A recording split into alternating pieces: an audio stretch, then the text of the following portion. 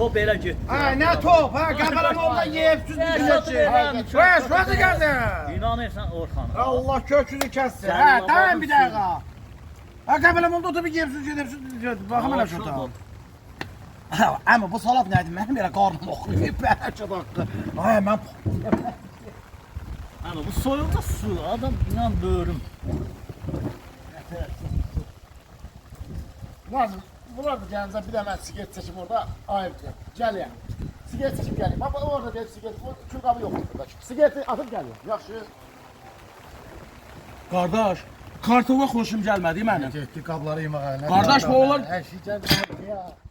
Ay qardaş, mən qap yorma. Bura moy piya görmür ha. Çok vermende ehnadır. Qardaş, mən səni evdə qapları yormur, başa dönüm. Sonra bunu görmür. Oy tədə. Ay ana, sənin qədrini bilmədim ay ana. Evdə qap deyirdi, yumurdum mən. Ama yüz tezələ bilər. Uşaqlar getdikləri getdi, mənim üstümə düşdü qaplar. Aydıram ha biraz tezələ. Ay ana, qurban olma. Aa o çavabı yiyəm onu. Bunu görmür ha. Bunu görmür ha. Bu da gör. Bu da görmür. Yiyəm şeyler yiyirsən. Gəlin da. Gəlin da. Birazdan yiyib başma basın.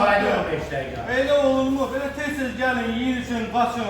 Mən də mən hoşdan çoxladım. Və olur mu belə? Gəl bunu da. Vəssalam. Davam elə. Hadi abi, hara getdi bu? Hara gitti? Hara gelmiyor.